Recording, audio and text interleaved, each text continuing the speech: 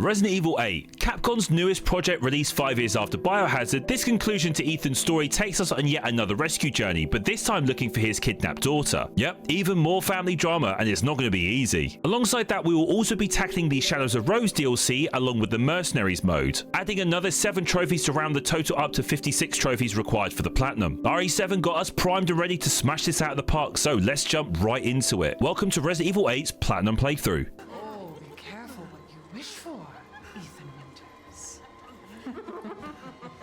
We start off the game with this spooky bedtime story, narrated by Mia since herself and Ethan got a little bit busy since the last time we saw them. As Rose drifts off to sleep, we take her upstairs and lay her in her crib, since Mia is cooking up supper, and oh boy does it look delicious. Oh, hands off, mister. Unfortunately, Ethan brings up what happened back in Louisiana, which dampens Mia's mood, but that's the least of their worries. Mia, get down. Mia! You know what, I reckon one more bullet and that would have killed Mia, so she's probably fine. After discovering that the one responsible was Chris Redfield and his team, thank God they fixed his character model, they knock Ethan unconscious and drag him away along with Rose too. Waking up sometime later discovering that the vehicle we were in had been ambushed, and then with the soldiers being killed as well, so we find ourselves lost in the dark wilderness. But it's not too long until we find our bearings as we get a great cinematic view of the village that we are about to explore. For the most part, it does look abandoned, but then we almost get our head taken off by this petrified old man. No, friendly. He gives us a pistol since he's got every right to be scared because something is trying to break itself in, which it then succeeds to and pulls him to his death. It's not too soon later that we are almost met with the same fate as one of these creatures jumps us and chews half our hand off. What is it with Ethan and losing limbs in these games? Luckily that gun that we got given proved handy enough to kill the beast. Yeah, not great aiming by me, but it's still early days. We do then also pop our first trophy of the game, that being Crafter, for crafting our first item, since the first aid was needed. Feeling confident and replenished after that fight, we searched the village a bit more, but turns out that creature had some friends. A lot of friends, that is. In fact, it's a goddamn ambush. Now, this section is fairly similar to the first village encounter in Resident Evil 4, and although it did take me quite a few tries to get past this, paired with a couple barrel explosions, with one of them killing 3 enemies granting me another trophy, I managed to survive long enough where we were almost crushed by this menacing looking specimen. But luckily, a bell rings in the distance which drags their attention away, surviving the attack. Where's everyone going? Bingo? We then run into this creepy looking woman who acknowledges us as Rose's father, mentioning of someone called Mother Miranda who upon bringing Rose to the village had sunk it into darkness. So unaware of what exactly is going on, we do a little bit more exploring since this village will be where we spend the majority of our time. Now, because we haven't really got anything to go off of, we do some more searching around as I find my first collectible of the game, that being this Goat of Warding. We get the Cynic trophy for finding our first one, but we have to look out for the other 19 to earn the Heretic trophy too. Then, slightly later on, attempting to get past this locked gate, we hear a female's voice as we find this woman and her father hiding out in this shack since he appears to be injured and in no shape to protect them both. So we then manage to unlock the gate, letting them both in. We bang on the door before then being held at gunpoint by this piece of shit, but luckily the owner of the building, Louisa, lets us in. Now, as kind as she was, unfortunately it was a bad idea as the father, who was cut by one of the Lycans, those being those werewolf creatures, he goes berserk and pretty much kills everyone in the building, with us almost included, but Elena saves us. Now, because of that onslaught, the building also catches fire as the pair make it to the attic, but seeing as the father didn't die, with him being able to mutter the words Elena, she does a pretty stupid thing and gets herself killed, so we are now by ourselves once more. Oh wait, what about that guy with the shotgun? Ooh, spoke too soon. Well, it's fine, since as we decide to make haste towards the castle, we get interrupted by this gentleman who seems to have the power to manipulate metal as he traps and drags us to meet our antagonists of the game. You've got this creepy doll called Angie, that revolting thing on my right called Moreau, Heisenberg, who we just met, and then the one you've probably all been waiting for, that being Lady Dimitrescu. Give the mortal to me, and Yeah, I can see why she's popular. These known as the Four Lords are under the command of Mother Miranda, who gives Heisenberg the delight of murdering us, so giving us to the count of 10 to run away. Luckily, using this trap to cut our restraints, we escape the Four Lords and unlock another trophy. Now, because of that greater threat, we need to get ourselves prepped and ready, so I try a little bit of target practice, unlocking the Hunter trophy for killing an animal. Knowing that isn't enough, we run into this jolly fellow called the Duke. He is but a humble merchant who has plenty of supplies for us to purchase, the ability to upgrade certain stats in some of our weapons, and who also buy any trinkets or treasures that we might find along our journey. So what do I choose to buy first? Just a cool Mr. Everywhere charm that gives us the trophy patron for purchasing our first weapon attachment. With the upgrades that we needed, we make our way up to the castle, but it isn't too soon until we get ambushed once again, but this time by these three sisters, Bella, Cassandra and Daniela, who are the daughters of, yep, you guessed it, Lady D, since this is in fact her castle. Wow, I love what you've done with the place, especially these hooks. Not quite sure they were meant for me, but I guess where there's a will, there's a way. Although they do intend to feast on me later, since they are in fact vampires, they leave us for the time being, which allows us to set ourselves free.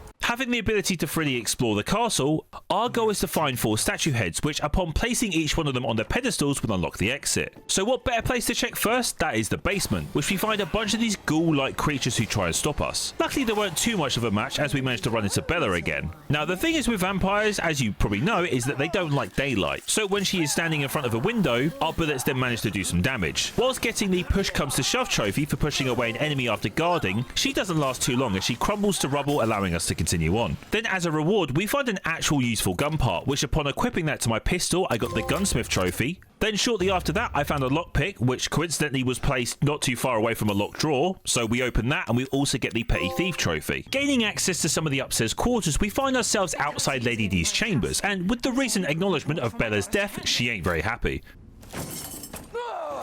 Damn, wish I was that mirror. She storms out as we sneak in and steal her master key, but she was 2 steps ahead of us as she catches us. Proceeding to slam us against the floor, we come crashing down to the basement. Well, looks like I got my wish. Unfortunately, she ain't done with us as she cleanly slices our arm off because, you know, it wouldn't be an Ethan game if he wasn't losing limbs every time.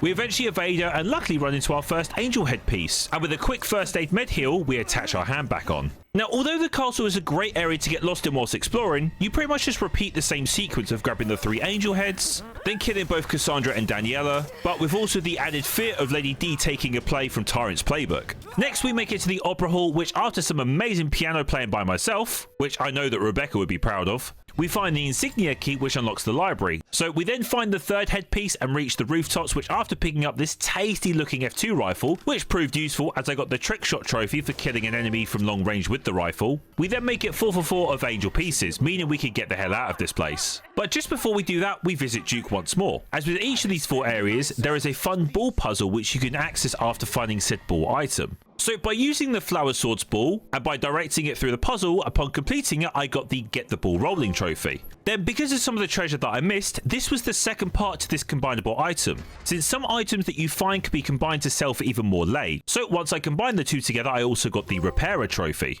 With everything checked off our list, we exit the castle and find this mysterious looking dagger, but of course Lady D wasn't letting us go that easily. Good thing that this knife had a poison touch, since after stabbing her with it, she then mutates, transforming into this dragon-like form. Okay, now that's a step up from her normal look. Now the rifle is going to be your best friend through this, but as long as you're accurate, since she will also hover around the platform, so stunning her quickly will negate her ranged attack. You'll then eventually start her phase 2, which has you pinned in a much smaller area where for the most part just shoot the bitch. That's all I can say. The pair then plummet down to the bottom, but with Ethan being immune to fall damage, we watch the great Lady Dimitrescu turn to rubble, unlocking the That Suck trophy. Then shortly after that, we find this weird dirty flask, which I guess we'll just tuck that away until needed. Leaving the castle for good, we run into the old woman again, who just mumbles more rubbish, but we are given an interesting looking key, which unlocks the way forward, but it will become more unique a little bit later on. Duke, on the other hand, explains everything very clearly for us, because it turns out that the yellow flask that we found is actually part of Rose. Not quite sure how her head was crammed into that tiny flask, but anyway, that's one of 4 flasks that we need to retrieve in order to save Rose. He then points us towards a building with a red chimney, since inside we find yet another key, which can be combined with that previous key to form the winged key.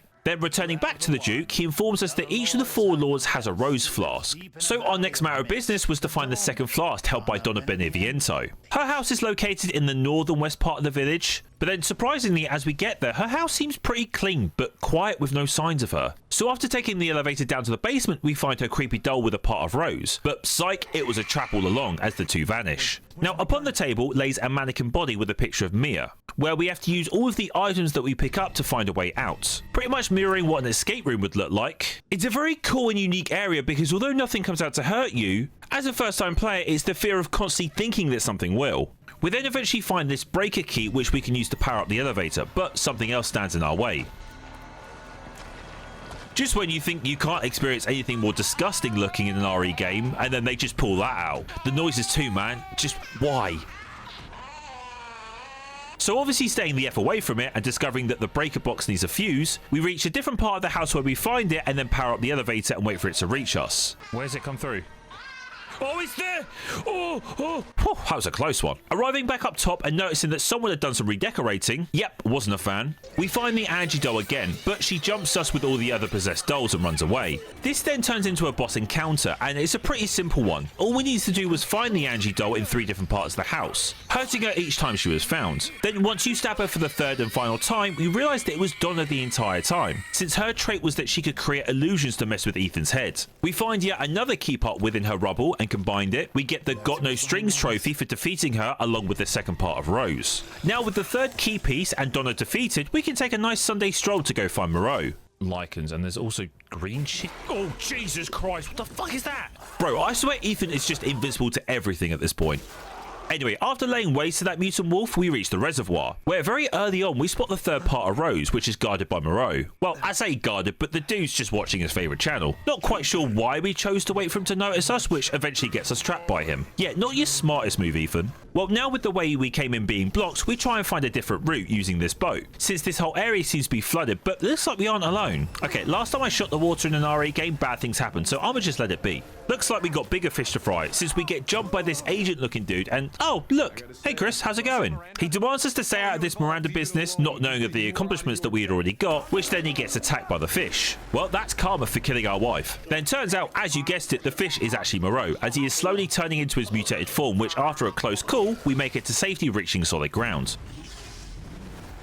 With the exit submerged underwater and Moreau on the hunt, by using this crank to power the 2nd windmill, this then grants us power to the dam controls, allowing us to drain the water, giving Moreau no choice but to fight us. Now, similar to Lady D, he is slow enough to where he gives you plenty of time to hit his weak point within his mouth, with the occasional explosive barrel which helps us to stun him as well. His only main threat is when he spits up his acid rain attack, which can easily be dodged by taking cover under the few cover points. That's a good thing I'd acquired a more powerful shotgun and a grenade launcher, so it wasn't too soon until the bastard explodes, unlocking the fish out of water trophy. We then find the 4th and final key to make the 4-winged unborn key, which now grants us access to our next area, which Heisenberg kindly points us in the right direction. Trouble is though, it's the Lycan's lair. I can tell this is going to be shit. Before we do that though, let's explore some more and get ourselves prepped. So whilst being able to access some new areas, I managed to set fire to this Moreauica. Well, I mean, to be fair, he did that to himself, unlocking the medium rare trophy. Then by using that windmill crank, we can access this boat which leads us to a cave, uncovering some mysterious looking coin.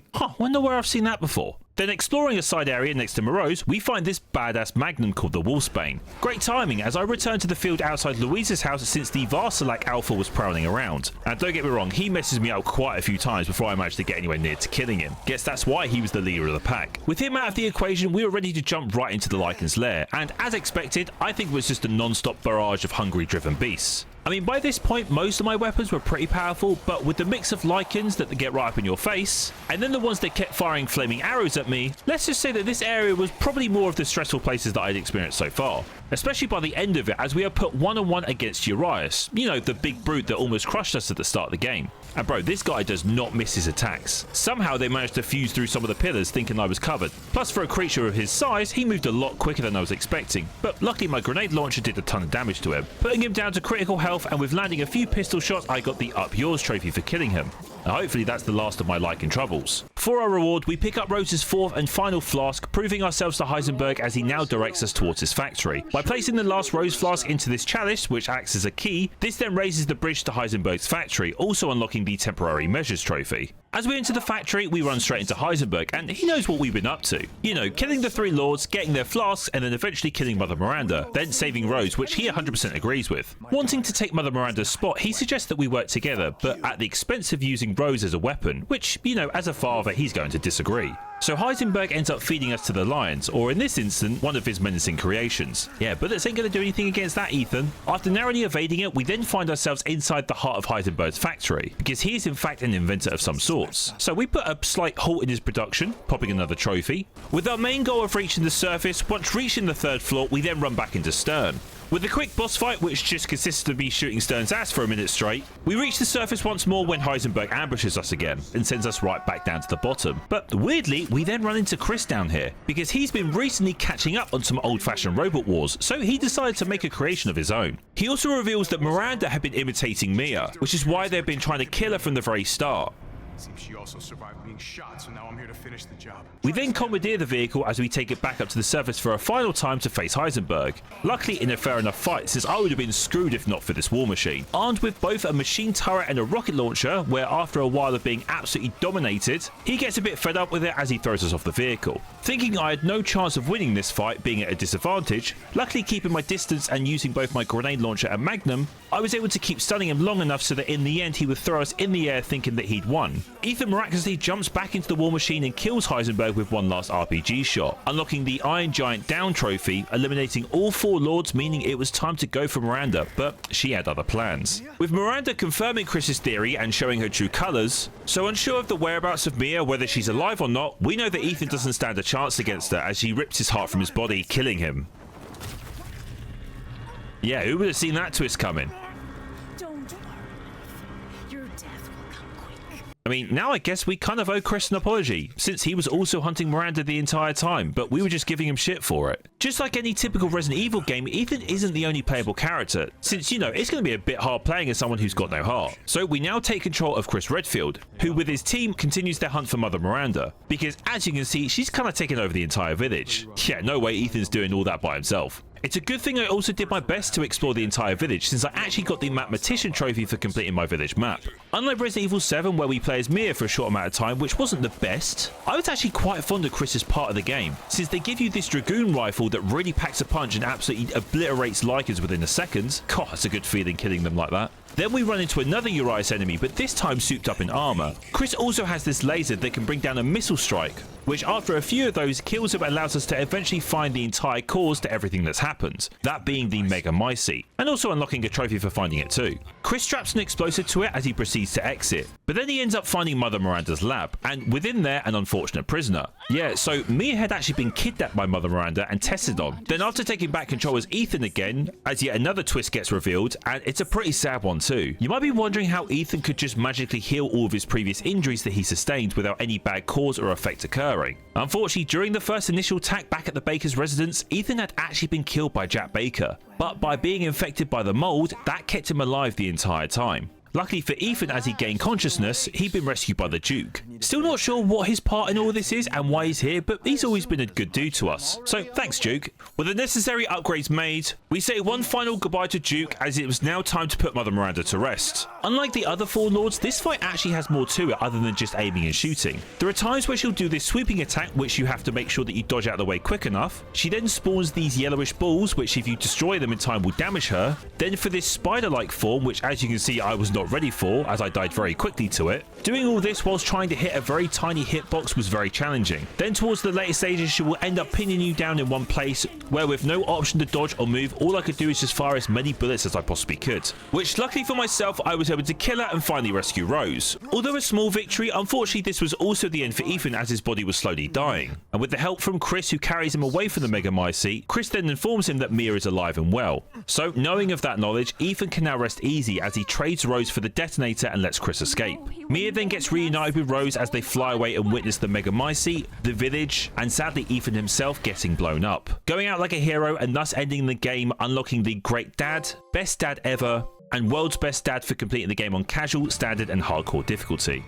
Compared to Resident Evil 7, Resident Evil 8 is definitely my favourite of the two. The game improves on weapon customization, introduces very helpful quality of life changes like an interactive map, and then features diverse, well-designed environments for each lord. While Ethan's story isn't as strong as earlier Resident Evil games, I appreciated its conclusion after 2 entries. Overall, it's a solid addition to the franchise. Now, we still have the Shadows of Rose DLC to get through, where it takes place 16 years after the events of the main story, where Rose and this gen called Kay talk about some of Rose's school bullying issues, since she has harnessed some weird powers due to the fact that her body is made entirely of mold. Kay tells her of a way of possibly ridding her powers by using something called the Purifying Crystal. To find said crystal, she uses a fragment of the Mega Mycete, which stores memories of people who died within its vicinity. Now, a couple of cool things I liked about this DLC. First of all, you play in third person, you know, the best way to play a Resident Evil game. Then secondly, we get to revisit some of the areas from the main game, like Lady D's castle. Instead, we have this evil masked looking Duke. who seems to be capturing all of these clones of Rose. Then later on we would return to Donna Beneviento's house, which luckily doesn't have a screaming mutant baby to kill us, but even worse is that we would get stalked by these mannequins that, as you guessed, only creep up to you when you're not in their vision. Yep, my worst nightmare.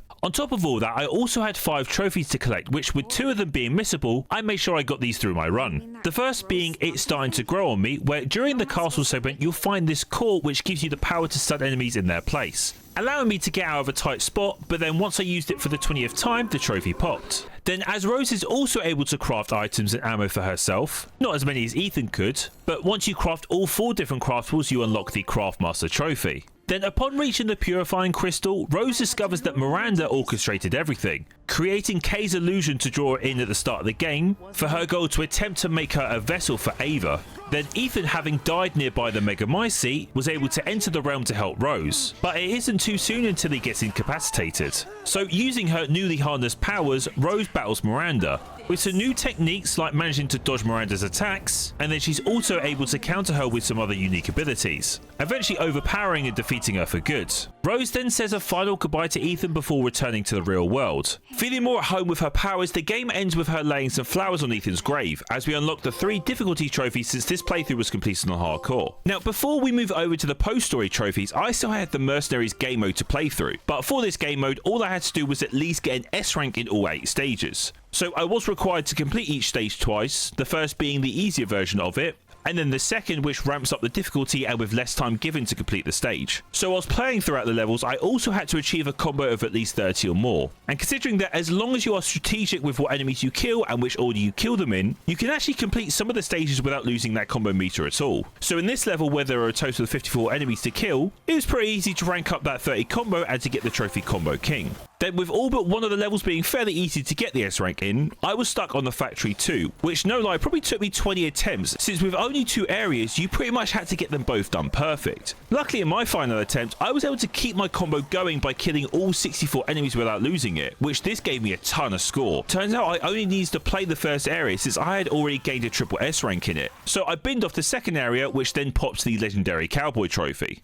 Then with the additional orders maps, which were just 2 new stages that they added in with the Shadows of Rose DLC, they were again pretty bog standard, and gladly I didn't have to worry about achieving an S rank. All I had to do was just complete both stages twice and that would then pop both trophies. With the DLC and Mercenaries mode trophies completed, it was now time to move over to the post-story trophies. So to start, I loaded up a New Game Plus playthrough on the easiest difficulty, so I could clear up all the missable trophies whilst also picking up the rest of the 47 files and 20 goats of warding. So starting off nice and simple, at the very beginning of the game when you go to lay Rose in her crib, there will be this yellow ball that can be moved, and just by kicking it into the connecting room, you'll unlock the Gold trophy. To celebrate this occasion, I also took a picture, which also unlocked another trophy. Next up, during the Lycan ambush, you can actually kill Urias during this section if you're fast enough. He doesn't take a lot of shots to kill, but by using this roof cover, I could damage him without him landing a shot on me. Then for the Squawk Shot trophy, I had to kill a total of 5 birds whilst they were flying. I was only 1 off, so the first crow I saw, I made sure I wasn't missing. Then a little bit of an annoying trophy where I had to break all of the breakable windows inside Lady D's castle, and considering that she did try to kill me on multiple different occasions, I didn't feel too bad about doing so. The next trophy then tested my math skills, since I had to have one of these 3 sums of lay on me. Might sound easy enough, but all the items and sellables either end in a 0 or a 5. The only way to get this is by buying the WCX assault rifle, which unlocks the rifle ammo recipe. Then each bullet will sell for just 7 lay.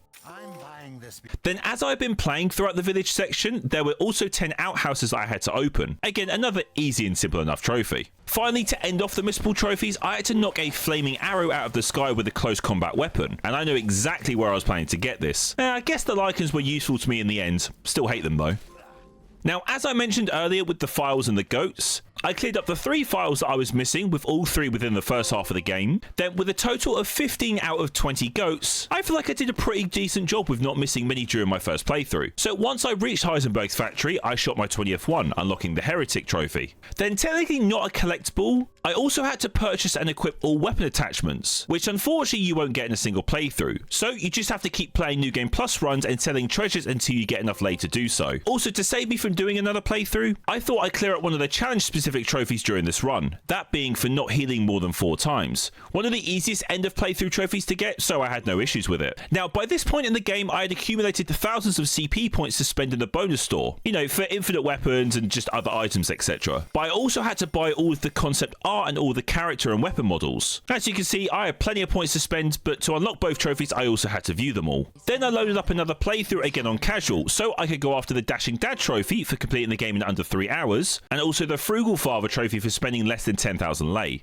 With 2 playthroughs left, I did want to save the Village of Shadow difficulty to the very end, but there were 2 trophies tied to completing said mode. Similar to Resident Evil 7, the game will buff every single enemy, and from time to time, it throws in a tougher enemy that you wouldn't see until later on within the playthrough, so it kept me on my toes for any surprises. Then to make things as easy as I could, I made sure that I'd fully upgraded the Stake Magnum, so that I could buy the infinite ammo version so that I wouldn't run into any problems. With all the bosses being a breeze because of this, Mother Miranda didn't stand a chance as I killed her again and ended my playthrough, proving that Ethan is the universe's best dad. Completing this difficulty then meant I could buy the rocket pistol from the bonus store, so the next time I ran into the Duke, I could buy the rocket pistol ammo recipe, unlocking the artisan trophy. Then after that, I crafted some of that ammo, which with that it also unlocked the Tinkerer trophy. With just 1 trophy left requiring me to complete yet another but final playthrough using only the knives. It might sound more daunting than it actually is, but playing this run on casual, you could normally take 7 to 8 hits from let's say a Lycan before having to worry about healing. Same thing occurs with the bosses, although it was quite entertaining just getting up close and personal with some of them and just hacking away. Felt like I was doing no damage, although at the same time I was. Then reaching Mother Miranda for a final time, not even she was going to stop me from obtaining this plat. So after a few minutes of hacking and slashing away, saving Rose and sacrificing ourselves for one final time, ending that playthrough and unlocking the Knives Out trophy, which then finally unlocked the Ethan Winters Platinum trophy. Now, as daunting as this game would seem at first, comparing it to RE7, I kind of breezed through this Platinum. Yes, the Mercenaries mode did test my mental at times, but apart from that, the main game itself didn't prove much of a challenge as much as I may have wanted it to.